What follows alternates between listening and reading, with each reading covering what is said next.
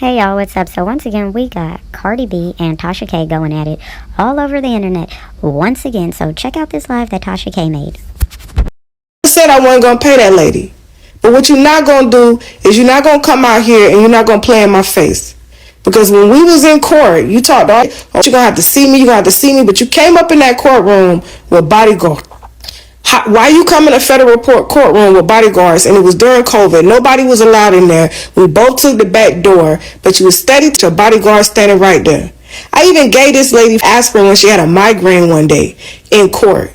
Nobody else had no headache medicine. I had to give it to her. Now, granted, I'm not saying that my behavior was the best, because I did drag that lady. But that's just me. I'm from Florida, y'all. I'm from Florida. We started over an interview that I did that I refused to take down. And the reason I refused to take it down is because if I would have took that interview down, every celebrity, okay? Every celebrity would have been like, take this down. I had to establish my brand. Win, lose, or draw. No one's ever done what I'm doing on this level, especially with this type of celebrity down your neck. 5 years she was chasing me and should have been chasing an album. Should have been promoting an album. You know? And now you're trying to promote an album 6 years later. But all I'm going to say is this. I'm the media. Okay? I'm the media. And if I wanna decide one day, hire a production company to produce the court case, I'm well within my legal right to do that, and it will be public for the entire world to see. So if you still want to play with me, I'm trying to work out a payment plan with you, but you playing. You still want to play with me, I'm going to make this money that way. I'm going to make this money by producing a documentary on the court case, the pre-trial, the trial, and after the trial. And I'm going to put in every single court transcript in there. Things that came out of your mouth, things that came out of that judge's mouth. All the evidence that they would not allow in. And that judge sat there and told you, oh my God, I'm a fan of your work. And you started laughing. He had no business presiding over that case if he was a fan of your work. He had no business. But because I was already knee deep in with my lawyers, I couldn't afford to fire those lawyers and hire new ones. I had to run what was within my budget.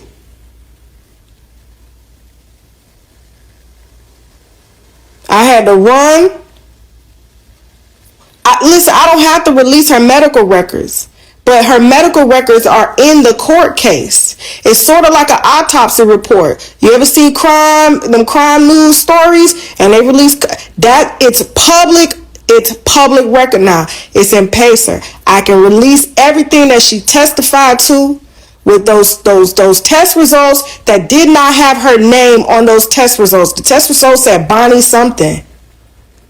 And they came from a doctor that worked at UCLA in California. When they ordered the medical record had 2 pieces of paper. She had her kids either at Piedmont, Atlanta, or in New York. She had her baby out there in California. So why is your medical record coming from California? Well, all I'm saying is I don't want to do that. I really don't want to do that. I really don't want to produce a full-length documentary, because Lord knows I want this beef to end between me and her. I want this beef to end. My brand has been doing exceptionally well. Despite the huge monetary setback, you know, we ain't lost no food. We ain't lost no numbers. You know, so I don't want to have to do that. You talk about my kids ain't gonna go to college. Well, yours, at the rate that Offset is going, it seems like yours is gonna be raised by you as a single mother and him. And they're gonna be calling another woman stepmama at the rate you're going, because you're too busy. And everybody business, and you're not paid to be in that business. I'm paid to be in people's business. You're not paid to be in people's business. Okay? You not paid. I get paid. This is what I do. You commenting on billion, commenting on everything that's going on the blogs. It's given you don't want to be a rapper. It's given that you want to be a blogger. That's why you stay heavy in the blogs. You want to control our news because secretly deep down, that's what you want to do. You want to be a blogger. You want to be the media. Everybody knows when a celebrity start taking ads of that caliber that you take in Walmart, the bag is not the same. Beyonce, Nicki Minaj, all of them would never take those type of ads. That's money that you have to take. Offset can't release no albums. He getting paid off of old streams. He in court. You sold your rights to your album. And what I said yesterday about Atlantic has reported. This is public news. This is public because Atlantic is shareholder. Atlantic has reported the biggest loss ever. Kodak Black, I was just talking to Kodak Black's team. They couldn't even afford to pay for Kodak Black's studio time. He just got out of Atlanta. He just left Atlantic. And they refused to give any more money towards her because her budget is too big and she did not bring in the money that they put into the album. Yes, the album makes money, but she doesn't collect those royalties because she sold her rights to her catalog. So it goes to a company. I think it's Warner Brothers, if I'm not mistaken. Her streams go to Warner Brothers because she sold her catalog too early. Now she needs more money, but the label is like, you didn't tour, you didn't push this album, so no, we're not giving you any more money.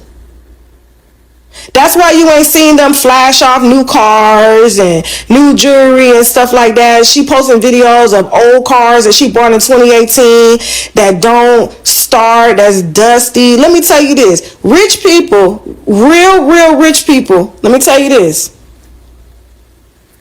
Rich people, whether they drive them or not, she got over $1 million+ of cars in a garage that's dusty and got burnt, but you can't afford to pay a line guy to wash the cars, crank them up, drive them. They just sitting in a dusty garage with nasty ass dirty dogs.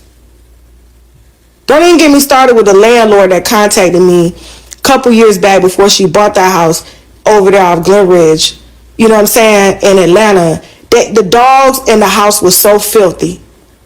He had to spend over $10,000 restoring his house. Matter of fact, Larry Reed ended up moving into the house after they moved out. They left the house in such disarray. They couldn't even believe people live like that.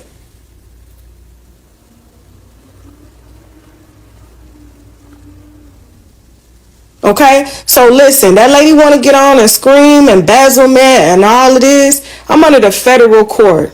The federal court has access to every single account I have. Every single one.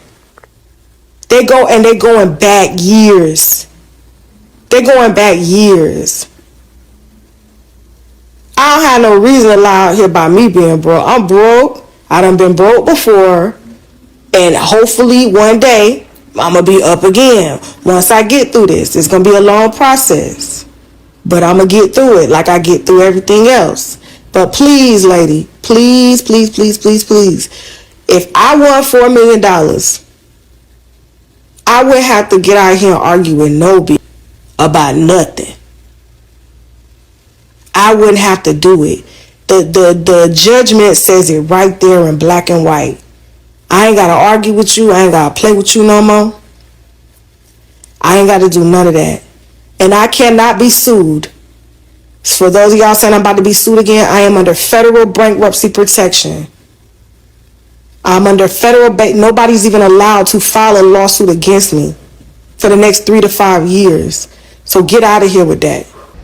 So as y'all can see, Tasha is out here showing out once again on Cardi's ass. She'll be here showing out on Twitter, Instagram. This lady just cannot stop. But I am so here for it. So let me know whose side y'all on. Are you on Team Cardi's side or Team Tasha's side? Me personally, I'm here for all Tasha's shade. This is hilarious to me. But anyways, let me know how y'all feel. Like, comment, and subscribe. And I will check y'all out in the next video.